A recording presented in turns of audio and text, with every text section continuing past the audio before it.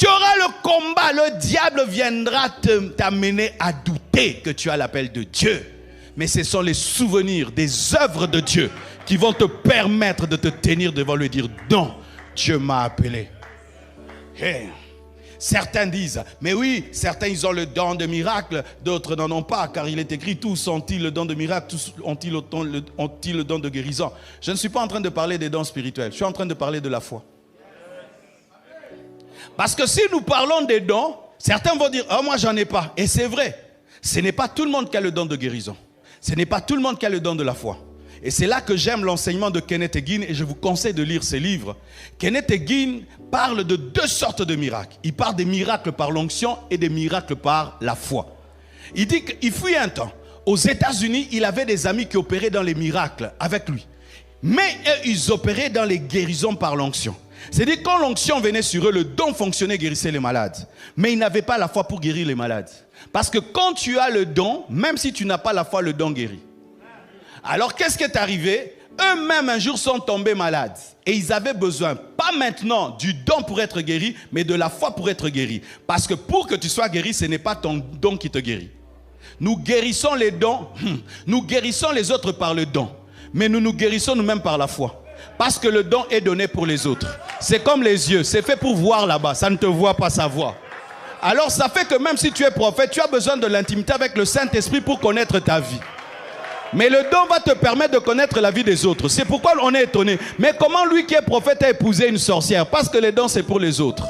Pour connaître la femme de sa vie, il a besoin de l'intimité avec le Saint-Esprit. Oui, prophète, fais très attention. Hein. Ne pense pas parce que tu as des paroles de connaissance que Dieu va te diriger ta vie par les paroles de connaissance. Il va diriger la vie des autres. Mais toi, c'est l'intimité. Ah oui. Hein. Parce que quand toi, tu es chirurgien, tu vas t'opérer toi-même. Le chirurgien n'opère que les autres. Si tu oses t'opérer, tu meurs. Le don, c'est pour les autres. Mais maintenant, il fallait maintenant qu'il ait la foi. Maintenant, lui, Kenneth Hagin, son ministère a commencé par la foi, pas par les dons. Quand maintenant il tombait malade, il pouvait être guéri. Les autres sont morts, lui il est resté vivant. Homme de Dieu. Sans même un don de miracle et de guérison, par la foi tu peux guérir les malades. C'est toujours là, j'aime beaucoup parler de Edepo, au Idaosa. Idaosa, un jour il vient à un endroit, les gens chantent pour qu'il y ait des miracles. Il dit, vous avez besoin de l'atmosphère, hein? Lui il vient seulement à sec, dites à sec. Il dit, toi marche, toi guéris. Mais comment tu fais ça? Vous avez besoin de l'onction, moi c'est la foi. La foi t'aide même sur la route de guérir les malades, sans même qu'il y ait une chorale qui chante. Tout homme qui a la foi peut opérer dans les miracles. Où tu réclames l'accomplissement de la parole de Dieu et les fidèles sont guéris. Homme de Dieu, ajoute la dimension des miracles et des prodiges. Ajoute la dimension des miracles et des prodiges. L'église grandira. L'église des temps de la fin est condamnée à être dans le surnaturel. Condamnée. Et maintenant, homme de Dieu, voici maintenant ce qui va t'arriver quand tu vas opérer dans le miracle. On va dire que tu as la magie et le fétiche. Voici maintenant un vaccin contre cela.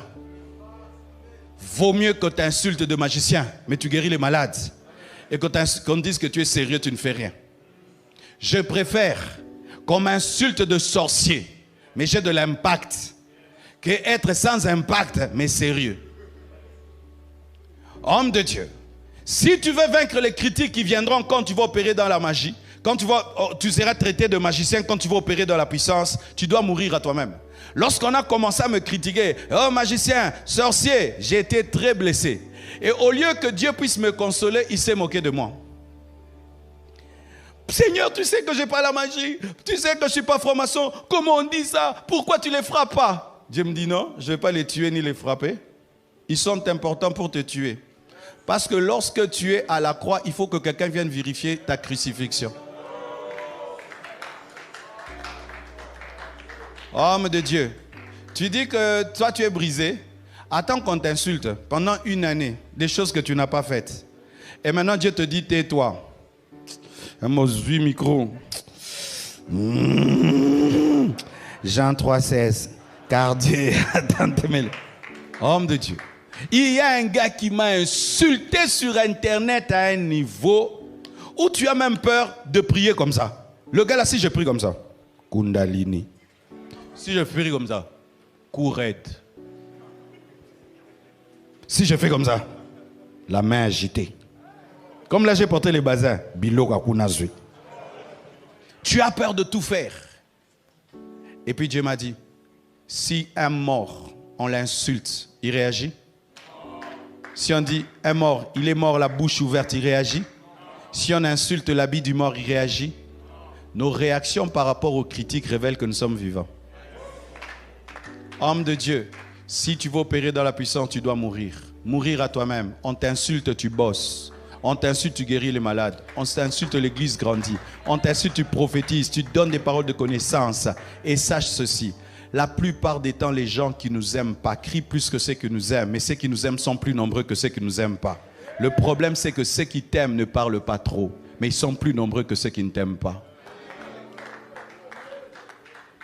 C'est pourquoi autour de vous, parlez à vos collaborateurs et dites-leur, arrêtez de me dire que des mauvaises choses. Dites-moi aussi des bonnes choses.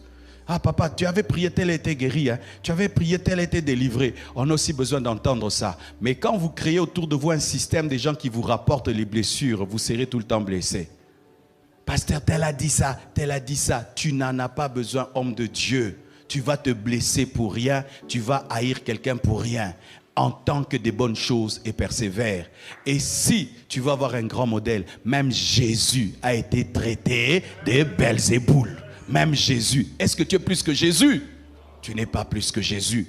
Si tu reconnais que la puissance que tu as est de Dieu, n'arrête pas d'opérer dans la puissance parce que les gens t'ont critiqué. Parce qu'en soi, ils sont en train de combattre le futur de ton église.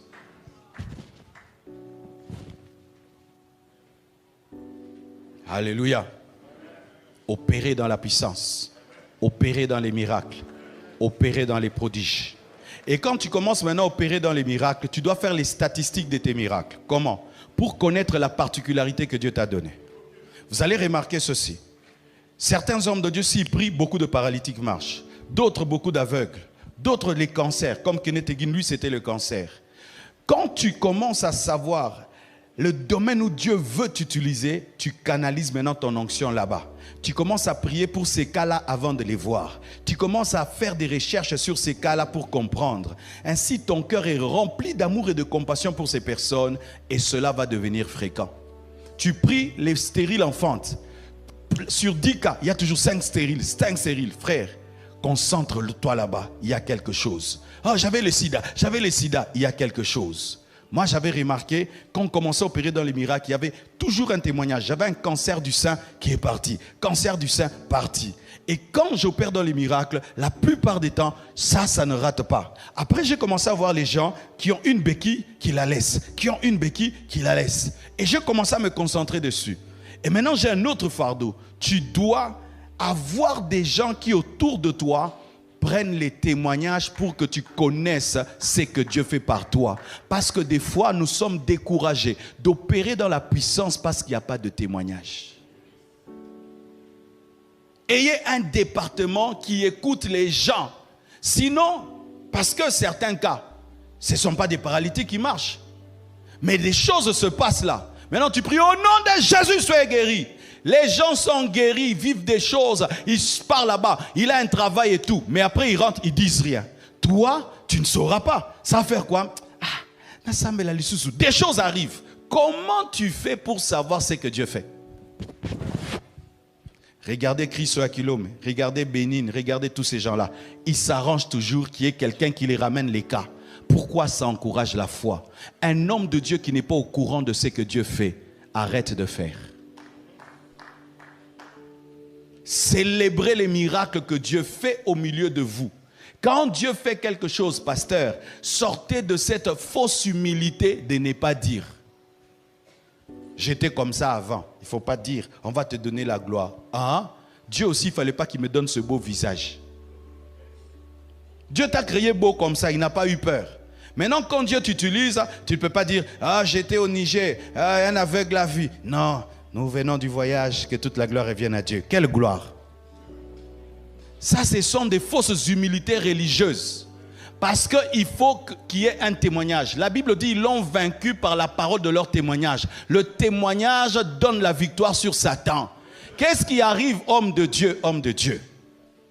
Lorsque tu pries pour les malades, mais il n'y a pas de témoignage de guérison, et toi-même tu ne les racontes pas, ceux qui sont malades n'ont pas la foi qu'ils seront guéris. Mais lorsqu'ils entendent les témoignages, la foi de la guérison naît et Dieu opère facilement. Mais quand vous avez une fausse humilité religieuse, où vous cachez ce que Dieu fait, vous empêchez aux gens d'avoir la foi. C'est la Bible, le Saint-Esprit lui-même qui a écrit les miracles de Jésus et les miracles de Pierre, qui a dit que l'ombre de Pierre guérissait les malades.